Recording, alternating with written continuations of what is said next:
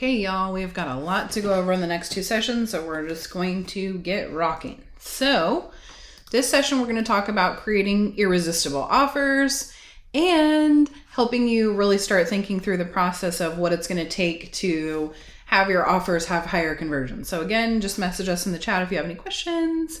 And please ask questions. I want to get to all the questions that I possibly can at the end here. So yeah, again, we're going to talk about social and search buying behavior mainly because it's so important to think about as you're creating your offers so that your content can last as long as possible, which is the goal on Pinterest, which is great. You want to have a mix of good short-term content plus longer-term content that's going to actually continue driving traffic even when you're not actively running ads and things like that. So to create irresistible Pinterest sales, you definitely must understand that you've got to master this idea of the Pinterest specific buying behavior.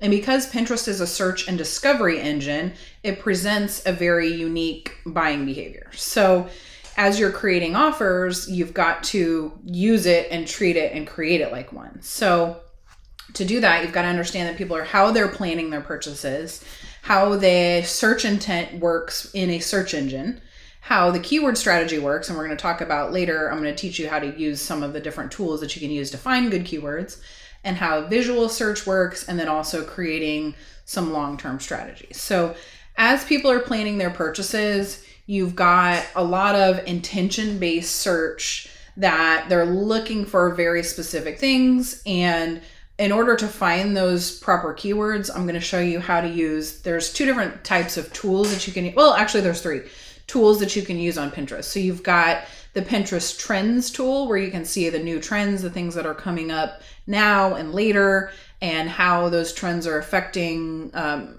for example, Mother's Day weekend was just recently.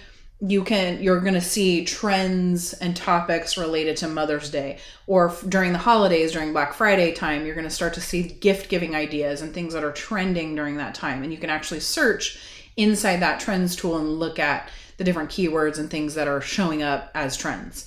And then you've got search intention, which again, this is similar. It's true if you've ever done any keyword research for Google ads, like if you're writing blogs or you're really trying to create search-based content, you understand that people can't spell and they search really weird stuff. So if you're ever trying to rank for random keywords, you have to start thinking through this idea of like, okay, instead of writing, so let's use photography as an example. So instead of writing just Nikon 53D, you may be people are probably going to be searching for how to use a Nikon 53D or how to change the shutter speed on there. And then maybe you create a blog article about that. And at the end, you have an offer that you're giving away of like, oh, check out my presets or whatever, that kind of thing. So you've got to think through a broader expansion of search intention. And with this intention-based targeting, you want to be able to reach the right people with your products. And so you've got this customized audience demographic. So you've really got to know a lot of information about your audience, or at least your goal audience. And I will say this, if you're a brand new brand and you've never run any ads before, sometimes your audience demographics ends up being a little bit different than you think it's going to be. Sometimes it changes over time. Sometimes if you have more than one product, your audience demographic is going to be different for each product. So you want to take all of those things into consideration. For example, say you have 2 products. Say we'll go back to the supplement niche. Say you have a product that has to do with pregnancy and it's like a prenatal vitamin. And then you have a product that has to do with helping women with hot flashes. Well, that's going to be for someone who's a little bit of an older demographic. So maybe you do 2 different ad sets, one that's a smaller one that's more geared towards a different age range than one that has like pregnancy age range of people that are going to be more focused on pregnancy age range versus like hormonal changes and things like that usually happen a little bit of a later age. So maybe that's one of your audience demographics that you think about. And also with the visual search and discovery tools, there are some tools that I'll show you on how to find some really good keywords. And then as you're just researching your topics and products and things anyway, I highly encourage you to just start typing in things that you would think about related to that and start compiling a list of possible keywords And or you can use keyword tools for Google and things like that as well to help you find some keyword options so that when you get to the Pinterest keyword tool, you have an idea, because it's not going to be as comprehensive as like an SEM Rush or something like that. That's going to be more of a Google search tool. The one on Pinterest is much more basic and it's much more shorter tail keyword. We'll talk about that in a little bit as well too. But you definitely want to make sure that you're looking for search terms that are going to be more broad on Pinterest. So maybe women's fashion versus beautiful, cute winter sweaters or something that's more specific. You're going to want to go a little bit more broad on Pinterest. And then also, again, with your search engine and keyword strategy, and we'll talk a little bit more about this broad strategy, how to find your keywords and all that good stuff as well. Keywords are amazing. I would highly recommend that everything that you do on Pinterest has keywords involved in it. Even your ads that are going to be interest-based targeted, still place keywords in the descriptions and the headlines and in the actual image itself. So because keywords are so heavily used, even there's a lot of different placements on Pinterest where the ads can be placed on how they show up in search. So it can be just search based on keywords. It can be search based on related keywords. It can be just like discovery based on interest-based targeting. It can be display ads. So you've got some options, and each one of those is going to have their own keyword ranking. So you want to make sure that you're hitting those keywords in as many places as you can on Pinterest, even on the ads that are interest-based.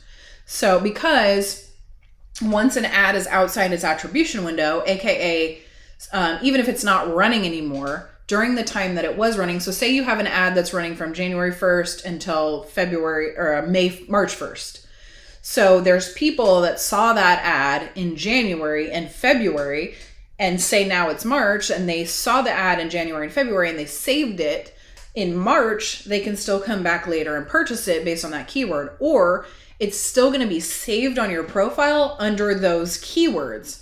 So people can still engage with an ad even way later after ads are shut off. And I see this all the time, especially if someone's freaking out because it's expensive to try and run a new ad. And maybe you're not seeing 1 million conversions right away, and then you shut the ad off, and then you go back and look 2 weeks later, and then all of a sudden your ROAS is like massive. I see that happen all the time.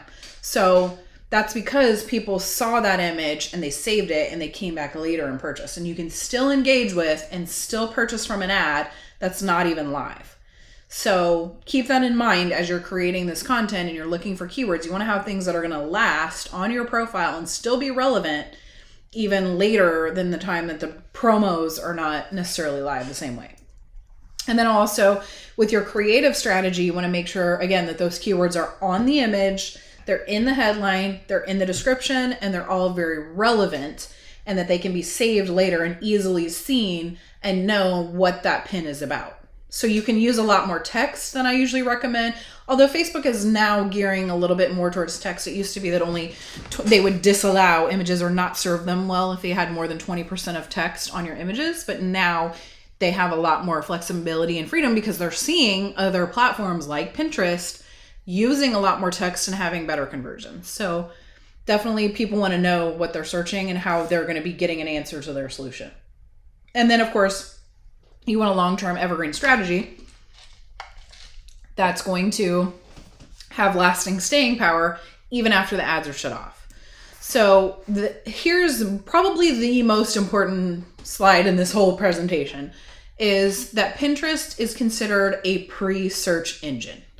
So if you think about, so most of the ads that you're going to see for Facebook, Instagram, Twitter, Snapchat, any other platform, you're really seeing that the day of that you would plan on purchasing that product. So a lot of purchases, we call that performance marketing, where you're immediately seeing an image and then immediately you're seeing a conversion.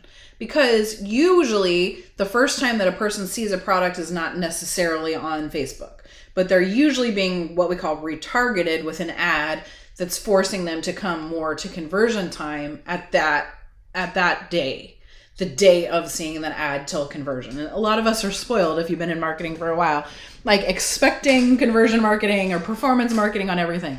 Well, that's not the way real advertising works, unfortunately. But Okay, so now weeks before a person makes a purchase, and this is kind of like just average purchase behavior, they may be searching it on Google or Amazon. So even before they're making purchases, a lot of time people are just like trying to figure out a solution to their problem. They're looking in search. They're maybe not purchasing, maybe they are, but really that's giving them an opportunity to come to your website and become a visitor to your website. And so if you have the Facebook, Instagram, Snapchat, Twitter, Google, and Pinterest pixels installed on your website, all of those platforms are going to be collecting data from that user that's coming to your website, and then you can retarget them on any ad platform. So now, when people are looking at Pinterest, like I said earlier in the presentation, I said, most of the time people on Pinterest are going to be seeing your brand for the very first time. So months before they're just going on Facebook and seeing and clicking random things that they maybe want to purchase, or before they're retargeted with anything, you have the ability to influence their decisions. Before they know anything about your brand, before they know anything, when they're very early in the process of creating or buying or purchasing a product, you have the opportunity to get in front of them. Why is that probably the most valuable thing in advertising?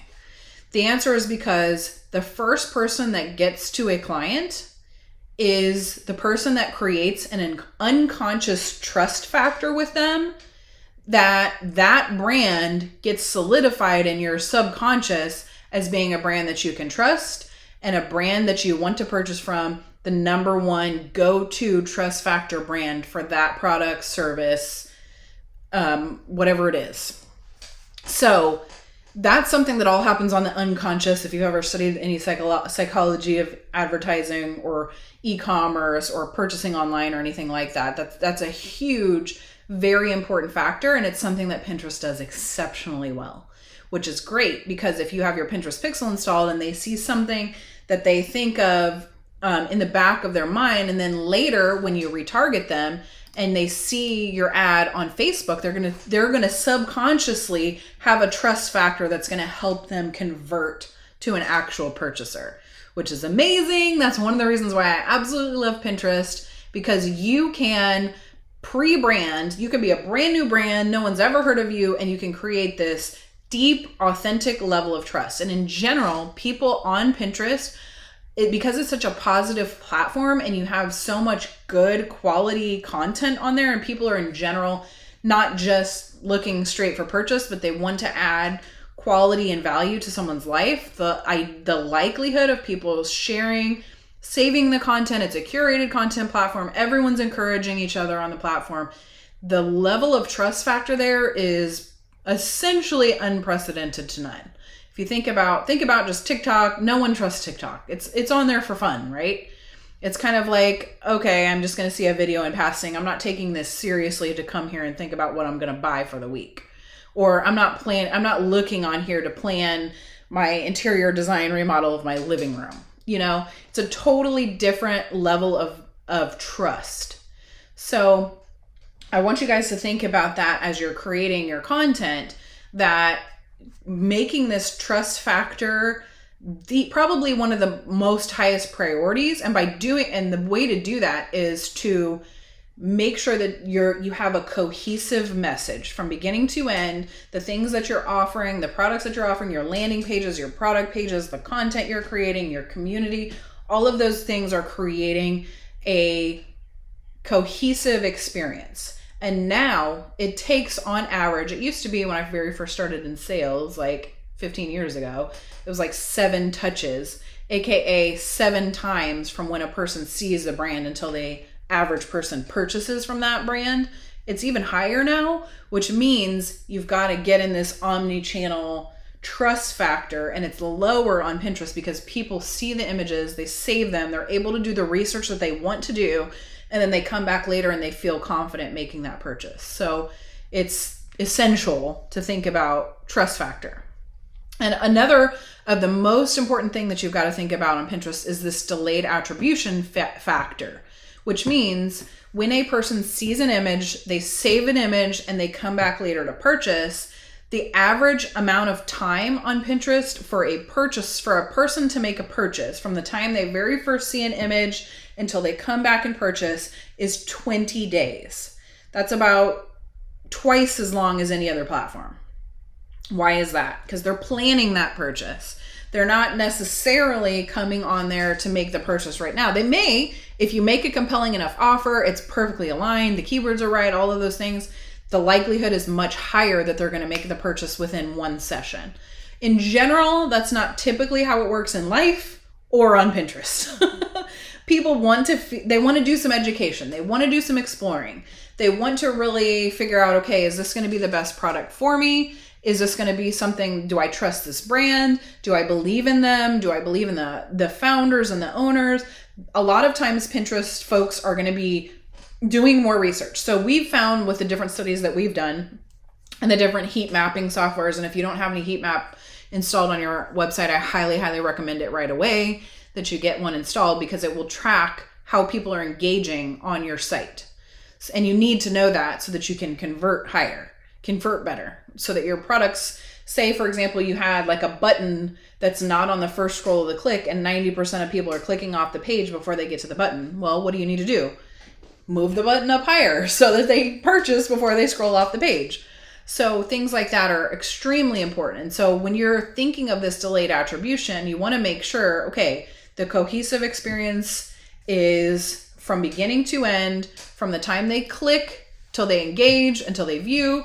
We leave a longer attribution window.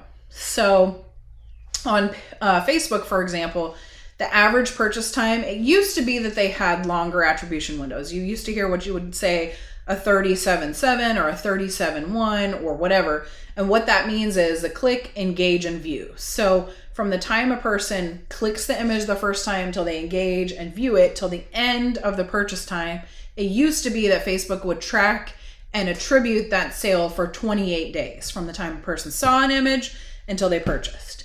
Well, Facebook has shrunk their attribution window because most of the purchasers on Facebook are much faster. So now they do a 777 window, which is, or a 7.7 window. They don't have the view window like we do on Pinterest, but essentially within 7 days, if they purchase that product, it's going to be attributed to Facebook. So with Pinterest, we understand that on average, you have to double the amount of time that a person's going to purchase from your products on Pinterest. So if your average time from when a person sees an image until when they purchase on Facebook is 7 days, I usually say to double that for Pinterest to be safe, and probably still closer to between 14 to 20 days for pretty much every product. There are some factors that can reduce that time period. One, if the price of your product is lower, then usually the attribution window can be a little bit shorter, because if the higher a price is, the more a person has to think about making that purchasing decision. So if you have a lower price product, you can usually get away with a smaller window. I would not set your attribution in Pinterest to a smaller window though initially. Here's why. It used to be up until last year, 2 years, a year and a half ago, it would be required for you to get 50 conversions within a 1 week period to be able to even open and use a conversion campaign, which is where you can optimize for deeper funnel objectives, aka add to cart or checkout. You only used to be able to optimize for clicks and engagements in traffic campaigns until you got those 50 conversions within 1 week. Now it's open to where you can use conversion campaigns at any time to get those add to carts and checkouts at any time, any price point, etc. And you're not required to get those 50 purchases. However, the algorithm still favors in the auctions and bidding, still favors the brands who can get 50 conversions within a week's time. So what that means is you want to leave a little bit of a longer attribution window when you're starting, so that you can collect more of those conversions during that time period than you would have initially if you were to shorten the window from the time a person sees an image until they purchase. Being only 7 days when you're very first starting is going to be very hard. That means you're going to have to spend a lot of budget and get in front of a lot more people and force people against the grain of the natural buying behavior of Pinterest, which is extremely hard to do even if you have a massive budget. So I highly, highly recommend leaving your attribution windows longer. working with the buying behavior of Pinterest and not trying to force it to be faster.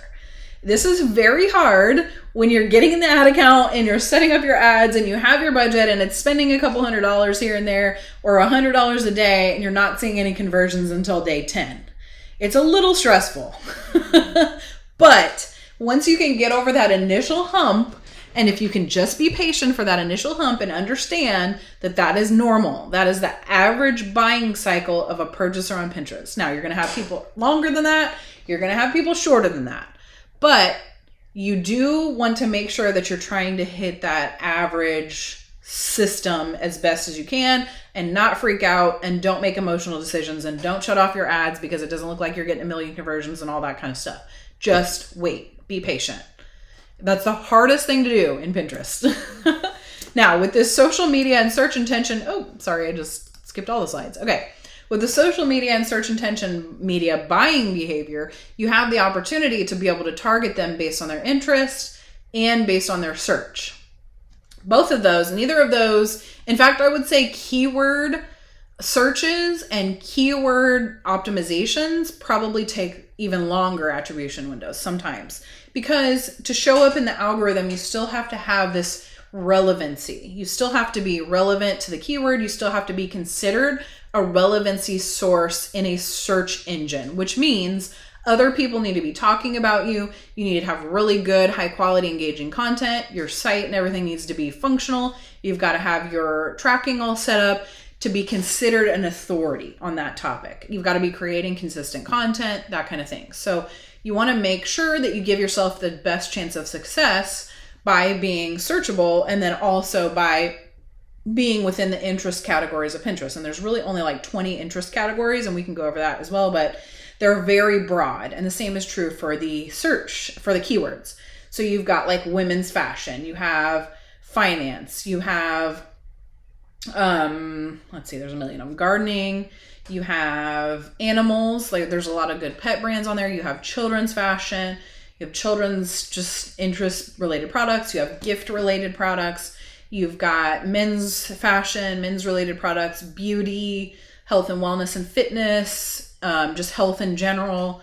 So you've got to think about that as you're creating your interest-based content, that you also want to be broad with how you're focusing on your content creation. And then also you want to use broader keywords. So instead of saying gold hairpin, you would probably just say hair or hair products or beauty products, something like that. So you want to make sure and fit within kind of their natural, larger interest-based categories. And then also you want to be searchable. So you want to be relevant. And also I will say this, so non-branded searches. So with Google, a lot of times you'll be focusing on your brand keywords, and that's still a good strategy for Pinterest. You can definitely use your branded keywords in there as well, especially as you start to get a more visible brand and a larger brand and more people are starting to see and be engaged with your brand keywords. Those are great. But in general, non-branded searches do better than branded searches. So what does that mean? So say you work for a company that's called Flash Shot and you do photography. So instead of just trying to rank for that term flash shot, you probably would want to rank for photography, cameras, photographers near me, things like that are a little bit broader that hit that full interest-based category search as well. And they're searchable. People are probably searching, they're probably less searching flash shot and more searching cameras and photography and lighting presets and color correction and things like that. And then, so that affects how you're creating the content for search. Again, you want to make sure that your keywords and even your images, even if you're focused on flash shot, you end up creating blog articles once you start to see these trending keywords are focused more on cameras. Then you do a list of cameras or choosing the right camera or blog post that's going to include those type of keywords in it. And then of course your interest-based search mixed with your keyword search, you can do those within the same campaigns. You can break those out and have different campaigns that focus on just interest-based search, just keyword search, and kind of see which ones perform the best and get a better idea of which ones of those are going to scale inside your ads. And then the other interest of good news on Pinterest, which we talked a little bit about before, is that profitability does not equal popularity. So your ads do not necessarily just get served to your own audience. So your own followers, your own engagers. You can create audiences like that if you want. They don't necessarily convert any better than having a broader, more expanded audience. And followers do not equal profits. So there's a mix. I mean, your followers are going to see, I would say for organic, your followers are going to see a good amount of your organic content, but again, it's not necessary. It's not mutually exclusive with creating great content that's going to show up in search. And then also, Pinterest is a mixture of brand awareness and direct response. So like I was mentioning earlier, where a lot of people on Pinterest are going to have never seen your brand before, and they're very top of funnel clients, which means that you have to do a little bit of brand awareness, getting them involved in your brand, getting them to understand your brand a little bit, getting your brand a little bit more visible in front of them, and then also helping them by giving them incentives to make your products a little bit more direct response, aka giving them a discount code or giving them something that's going to engage them, or putting calls to action on your pins that say, click here, or check out now, or read more, or learn more. Something like that's going to give them a good direct response behavior. And then of course, with Pinterest, you've got to have a custom scale strategy for your brand as you're creating more of your focus on scaling. You've got to have account optimizations at scale. You've got to learn your image metrics and the things that are working for click-through ratios, which is definitely very important. Click-through is the speed with which a person, or the percentage of time a person, from when a person sees your ad until when they actually click it. And so you want that to be higher, which means you've got to create good quality images, because the higher a person's clicking on your image, the higher the likelihood is for them to actually convert into a new purchaser. So, and then you've got interest-based targeting. You want audience creation. You want to make sure that your keyword research is done and that your funnels are also set up for Pinterest. So with our Pin Ads Academy process, this is my signature process that we've used with all of our brands to help them get through this understanding of getting their brand set up correctly for Pinterest. And so we always start with this intent-based targeting. We're finding out where their custom audiences are hanging out on Pinterest, doing research on the keywords, figuring out the best interests, looking through the interest categories and seeing what's going to make the most sense. Inside Pinterest itself, there's an audience insights category where you can see the people that have engaged with your brand, where they are also engaging on Pinterest. You can get an idea of keywords. There's a lot of information. I can show you that as well in our walkthrough. And then of course our pin ranks e-com system setup, which essentially includes all of your tracking, making sure your reporting is right, getting everything set up with the basis of foundation from the beginning. If you don't have this, the likelihood of having success is very low on Pinterest. So it's very critical. And then getting your optimization and metrics together so that you understand how to read and when to make decisions on Pinterest. And then, yay, we're scaling. So we're definitely looking for discovery and research. And then we create images based on what we find for keywords. And then we launch those images and ads. And then of course we get sales and start scaling. And then again, each strategy is going to depend on the type of brand that you have again. So as you're looking for interests and keywords, you want to make sure and get inside Ads Manager and do some research on the keywords for your industry, the keywords for your interests. There are some level 2 interests, they're called, which means you can get a little bit more granular with your specific interests that you may want to try, or you can just try kind of like the broader interests based on what people are hanging out with for the different keywords. So is your brand ready to advertise on Pinterest? That's a good question. I would say most people don't really have a strategy. You guys are already a million miles ahead by understanding the search and discovery engine, understanding delayed attribution, understanding that people are seeing an image, saving it, coming back later, and that also that Pinterest is very education based, that you need to create content, even for your paid funnels, that are going to be educational, that's going to include downloads and include different things that are going to indoctrinate them into understanding your brand before going straight for the red offer where you're just pushing them down the funnel slide with a massive average order value, etc. And then you also have to understand that trust is insanely important, and you've got to address the entire client journey.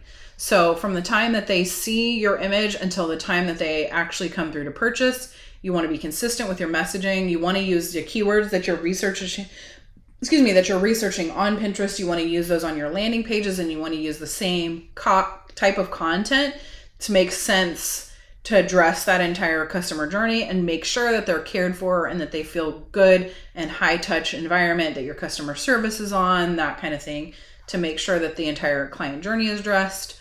And then also for your copy and content strategy, you have to get clear on making media plans. You want to focus on the things that are going to be trending.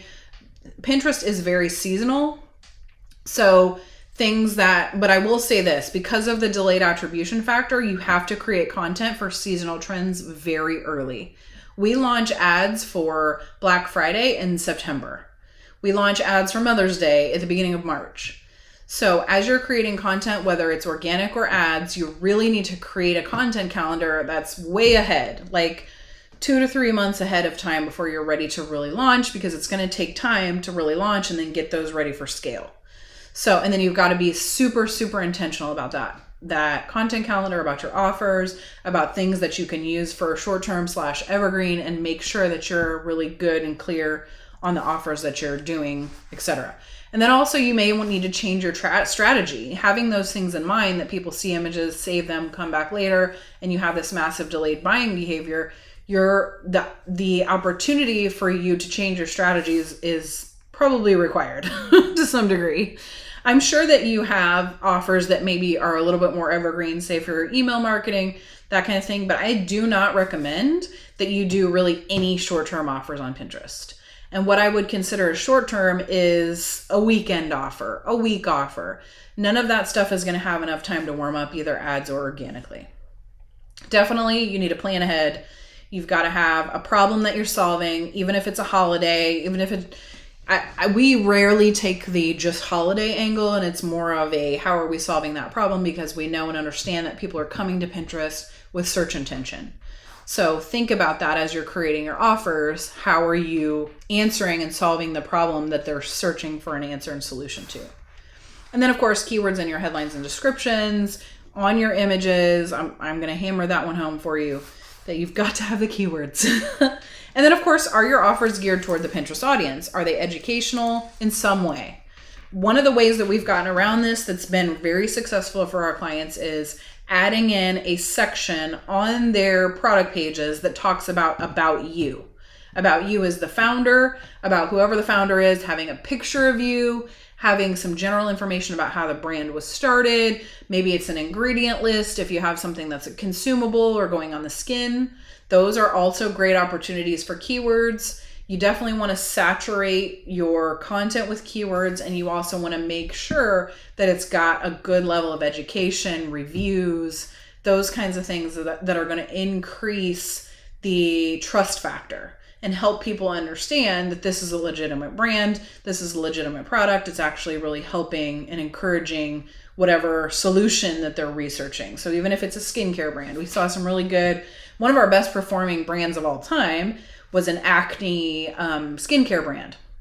And so they were solving this problem of like getting rid of blemishes and things like that. And so we had to change their content a little bit more to be more educational and to be more empathetic, so that they're engaging with and really understanding the plight of anyone who's struggling with acne, to be able to create content that's education based. And everyone isn't concerned about ingredients. And so we got some really detailed blog articles and things like that created about each ingredient and how and why they came to choose this ingredient, how they're sourced. There's just a lot of different things that you want to make sure that you're education based, that you wouldn't necessarily need to do with Facebook. Now with Google SEO, yes, that's why Pinterest and Google SEO are so closely coordinated. You want to make sure, if you can, to match up those keywords and strategies so that the content is related. Now, yay, here's where we get to go into some really fun stuff. So, okay, the Pinterest Trends tool. When you're doing keyword research, this is one of my favorite places, and I'm actually going to, let me see if it'll let me share my screen. Can you see, Christina, the Pinterest Trends tool on my screen? Let's see. So anyway, you just essentially go to pinteresttrends.com. Yes. You can? Okay, cool. Yes. So now you can choose the country that you want to use. So they don't have it in every country yet, but hopefully they're going to be releasing it soon. So essentially you can go to this Pinterest, trends.pinterest.com website. You can see the things that people are searching for an increase in trends. So there's just kind of like a lot of things that they'll each week they do a trends report and it shows the different things. And yay, gardening is on my list. I love gardening. And then you can see a lot of some of their best performing trends on Pinterest for things like summer nails, Mother's Day, like I said, it was recently. So there's a lot of Mother's Day stuff on there. There's some superhero movies coming out this month. And so you can see some stuff like that. And then of course you can see now they break out within their major interest categories. You can see the things that are trending for fashion. And there's a lot of different images and things on there, the things that are trending for food and drink. So if you have any kind of a food and drink brand, creating recipes is a must for Pinterest. Recipes are amazing and they trend really high and they get searched a lot. And then of course your beauty brands, you can see a lot of different things that are going on with hair, nails, etc., home decor, and travel. So you've got a lot of opportunities. And then here within this trend, so say you wanted to search Mother's Day gifts, then you can see over the last year how this trend goes up. And then you'll start to see, okay, these are the times of year when I need to start preparing for this. So like this keyword started trending, really the beginning of the trend was in March. So if you know that going forward, even for next year, and like as you can start to see this trend rise, you know, okay, in March I need to start creating content for Mother's Day. Let's see, Father's Day gift ideas. Now, Father's Day even started earlier because Father's Day has already passed in some European countries as well. So you'll see kind of some overlap to some degree of certain trends and keywords. And then also you can see related trends and keyword ideas for each of the keywords that you're going to put on here. I think you can only do 2 or 3 at a time. So yeah, then you can just kind of X out of here and try some other things. And then also for Pinterest Predicts, this is also a great tool. This is just business.pinterest.com for Pinterest Predicts, and you can start to see the things that are trending as far as like keywords, topics, audiences, and categories. 8 out of 10 predictions came true in 2021. So they're trying to be forward thinking to help you create your content ahead of time. Yeah, so you've got all different kinds of things going on. So you can take a look at this more of like the different things that are showing up, what's going on for various different everything.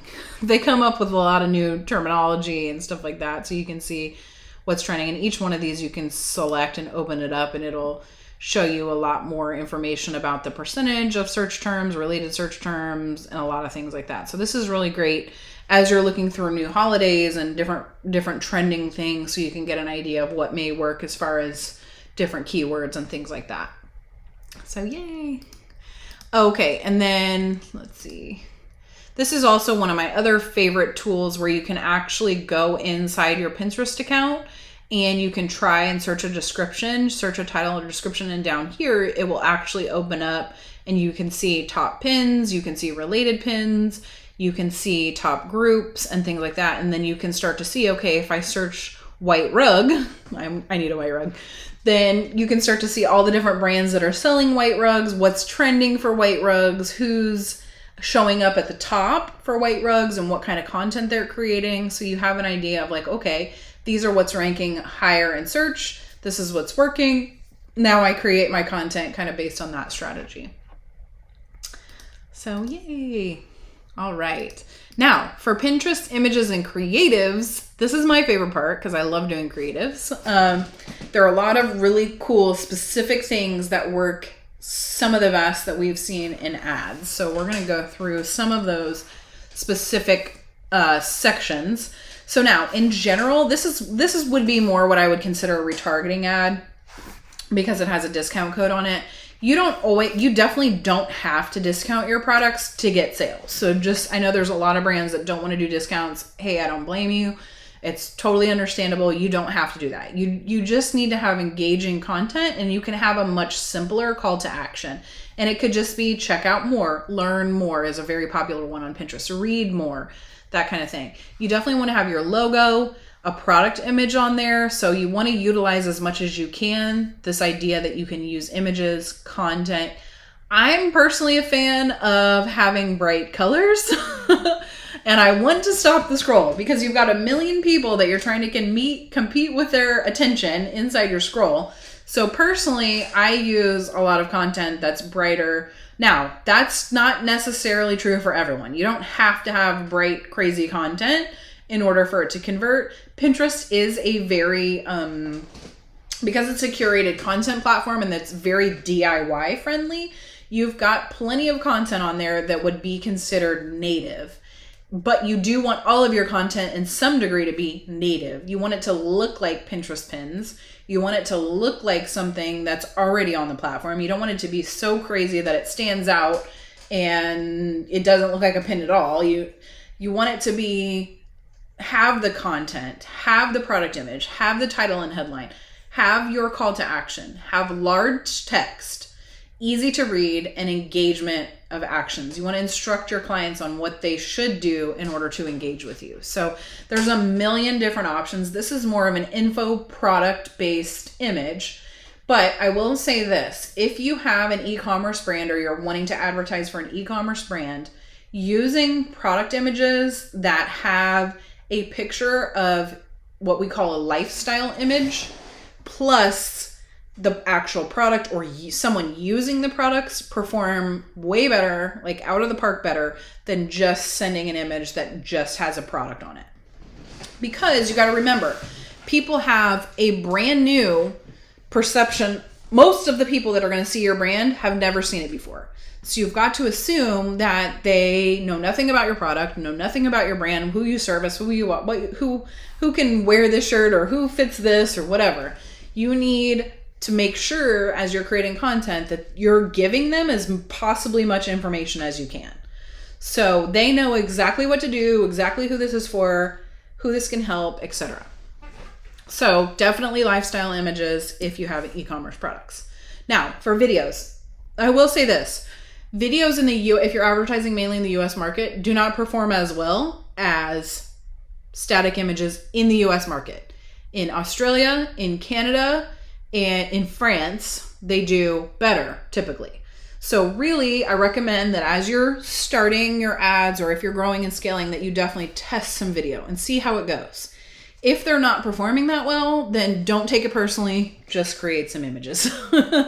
We still mainly use images on Pinterest, but if you do want to try some videos, here are your best bet for success. 2 to 3x sizing. So you want them to still be Pinterest pin size. So tall with the 3 to 2 is fine ratio. You can do the 6x9. That's fine as well. That's common for Instagram and TikTok. So Instagram stories and TikTok.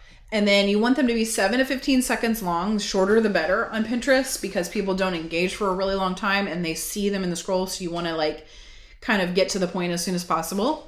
You want to show the logo the entire time and you want to have captions that are fun and engaging, and you want it to make sure it's auto playing so that as it's scrolling through the feed, it's auto playing. And then you also want to have a call to action for sure on everything, instructing them on what to do. If you want to put a discount code on there, that's fine as well.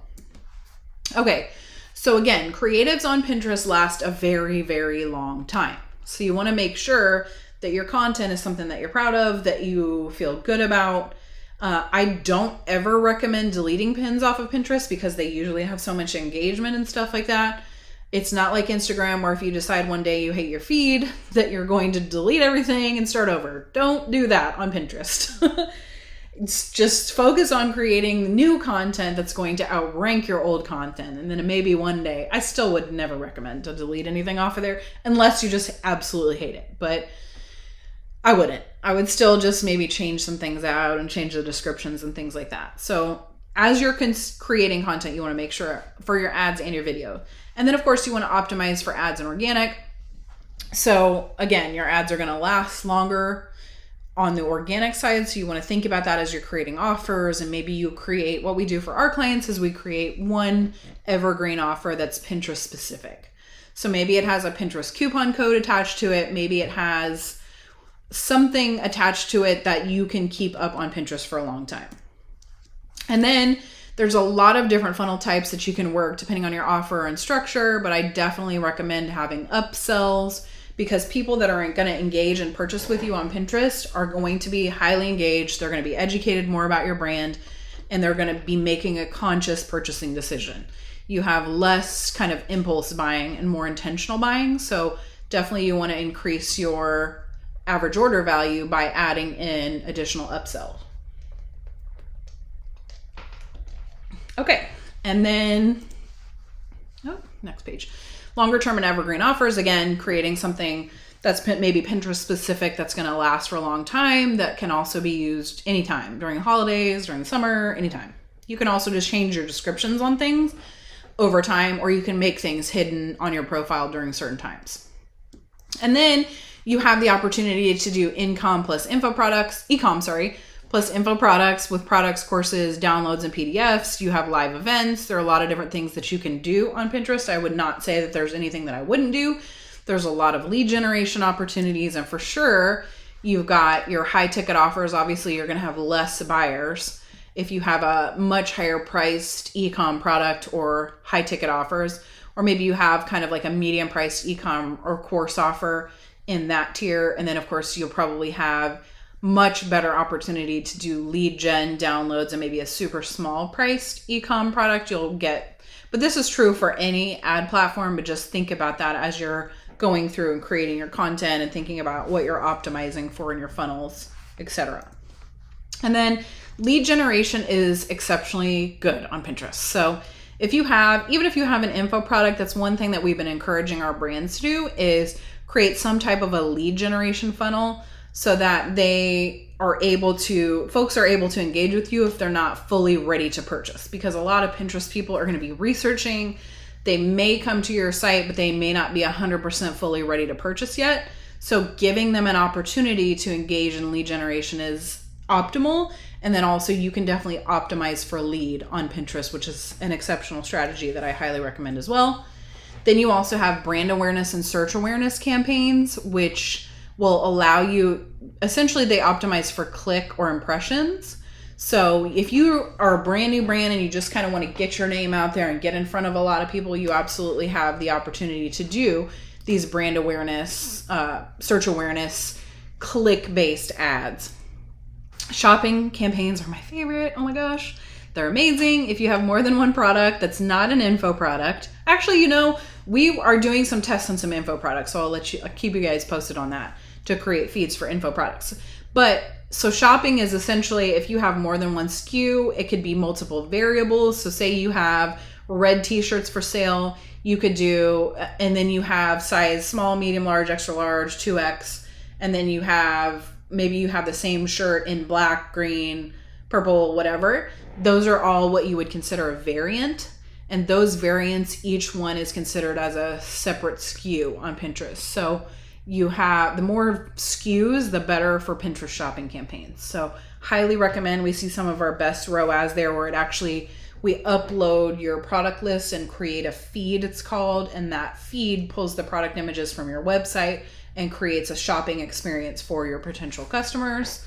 And then conversions are where you can optimize for deeper funnel objectives. So add to carts, leads, and checkouts you can optimize for on conversion campaigns. So once you start getting a little bit of brand awareness and things like that, you definitely want to start optimizing for those. And these are the type of campaigns where I mentioned earlier that you want to have 50 conversions within a week. You definitely want to consider that within your conversion campaign. And then courses. So if you have info products, you can do things like lead gen. You can optimize straight for purchase on your course. You can optimize straight for purchase on your high ticket coaching offer. Also for your service-based offer. Any of those things you can definitely optimize for webinar registrations. You can optimize for done for you services. I will say this, I don't generally recommend that local businesses do Pinterest ads unless you have a info product component or an e-commerce product component. It's harder to get the targeting that you need and the audience size that you need in specific local regions. and they don't break out by region that well on Pinterest. So I would say probably, I have one friend that does well, and I'm not 100% sure what her offer is, but if you have a local business and you need help with that, just let me know. And then of course, e-commerce product sales are very fun, easy, a lot of different funnel opportunities that you can do with e-commerce as well. And then community building. So we've run ads before to Facebook groups, to our own Slack communities, to a variety of different communities. We've done like lead gen offers for different clients who are really trying to grow communities. We did one for a breastfeeding client who had like a big breastfeeding community that they did a lot of free resources, and they were actually trying to train doulas and women that were learning how to become breastfeeding instructors. And so all of those people had come out of their community. So you can definitely grow your community. And then of course you have live event promos. You can do webinar registrations. You can do live event registrations. There's a lot of those things. You just want to make sure that your budget is ready and large enough to test a new channel strategy. So you want to make sure that you have, and the budgets that I usually recommend are, if you're going to do straight lead gen, anywhere between $1,000 and $1,500 a month, which is pretty cheap, because you've got to think about it like, okay, if it's costing me $10 per lead and I am expecting to get $10, or I'm expecting to get 10 leads a day, then I need to have a minimum of $100 a day budget, which is $3,000 a month. So you've got to think through logically what makes sense to actually have enough budget to get conversions. Because if you only optimize, like you want to get, say your average cost per lead is $15, but you only want to do ad sets that are $10 a day, it's not realistic. You're not even going to get one lead for $10 when your average cost per lead is $15. So just be realistic and logical when you're thinking about what is it going to take to actually test and open a new marketing channel. So make sure you know that you've got the budget for it. You also want to have a consistent content strategy, especially for organic. I know we're not talking about organic necessarily in this content, but also even as you're running ads, you do want to make sure that you're able to create consistent content, videos, just consistent ad images, things like that. You may want to end up testing some new things. So you want to make sure that you have the ability to do that. And then for organic, you definitely want to have a more consistent content strategy for sure. Then you want to create a Pinterest ad sales system. As we've been talking through this whole process of funnels and making sure that your funnels are optimized for Pinterest and that they're education based and that they're actually giving them the opportunity to purchase with you or become a lead or get on your email list. Most of the time, email conversions are extremely high. I don't know anyone that's not doing well on email. So even just getting someone into your email system, you want to make sure that you're giving them the opportunity to engage with you, even if it's not just straight purchase or not just straight high ticket purchase, that kind of thing. They want to learn more about your brand, and you can indoctrinate them they can learn a lot more through email as you're doing education-based posting and things like that, and sharing blog posts and sharing content. And then of course you want to take into consideration your entire brand strategy. How are your conversions looking on your general website? What does your homepage look like? You can safely assume that most Pinterest users are going to visit your homepage and your about page. So I recommend that your entire brand strategy includes that your homepage and your about page both look like separate funnels. So they have their own case studies, their own reviews, their own ingredient lists if you have a product that has ingredients, their own all those things that you need on a normal landing page, that both homepage, even product page, I recommend that you have this. If it's something that needs to be used, then I would say even shoot a video and put it on your page and make sure that your entire brand strategy is cohesive, your logos look nice, your colors are matching and look nice, and you have an experience that doesn't look like it was just thrown up as an afterthought. You want something that's very intentional. You want to make it look intentional. And then your branding. I'm heavily on branding, but that's just because, I don't know. That's my personal preference. Not everyone requires that, especially for info products. It's not always required. But I will say the brands that have the best success generally do have a good amount of quality branding set up on their ads, on their images. They have a decent experience from the time a person sees their image until they're going to their website, and their emails and it looks kind of cohesive. So you have the other thing about branding is you want a person to be able to recognize your brand without necessarily knowing even exactly what the offer is upon first glance. So as they're scrolling through Facebook or whatever, if they're being retargeted with an ad or scrolling through Pinterest, then you know, okay, everyone knows, okay, my brand is like purple, pink, and red. So if you see something purple, pink, and red, there's also that unconscious trust factor of like, oh, is that Lindsay stuff? Or, oh, Pins for Profit or whatever. So creating as many unconscious triggers as you can for buying behavior is extremely important. And then, of course, with Pinterest, because it is a search engine, you want to be really clear about the problem that you're solving on all of your copy, on your emails, on your homepage, on your about page, on your ads, on your keywords. All of those things need to be consistent with the problems that you're solving. And of course, nothing compares to having a healthy offer. If you have a great offer that's solving a problem and you're placing that offer in front of the right people, 99% of the time, even if you have terrible branding or your new brand, that kind of thing, it's going to convert. So having a great offer, testing your offers, you can do a lot of split testing. You can definitely split test inside Pinterest as well, will help you kind of refine your products. It'll help you refine your messaging, help you refine your imagery, all of those things. So if you know that people are engaging with lifestyle images more on Pinterest, then as you're creating more content for your websites, for your offer, you're using more imagery and you're using more lifestyle imagery. And then of course your audience market fit, making sure that you're targeting the right audiences based on whatever channel you're on, or you're choosing channels that are going to make the most sense for your products. And following it up with exceptional email and SMS, and just being consistent about your entire follow-up and nurture process, because a lot of people are going to convert through this follow-up and nurture process. So you want to make sure you have your automated email set up, your flows set up. From abandoned cart flow is a big one that a lot of people don't have. If somebody doesn't purchase right away, you want to make sure 12 hours later or 6 hours later, oh, hey, don't forget this, or oh, hey, here's a discount for this, or whatever. Those are extremely effective campaigns. So you want to make sure that you're in good stuff. Okay. Yes. And then landing pages and conversion rate optimization. You want to make sure that you fit into a cross-channel marketing strategy. So you're going to have to make some adjustments on how you're thinking about things through Facebook, how you're thinking about things through Google, being very search intention based, but also kind of merging those back into a proper strategy. And what we have seen is the changes that we make on education-based targeting on the landing pages and conversion rate optimization changes that we suggest for Pinterest in general have a vast effect on increasing conversion rate across channel. So adding in some of these little things that I mentioned about adding in a picture and about us and stuff like that, and more reviews and stuff on your product pages, increases your conversion rate overall, not just on Pinterest.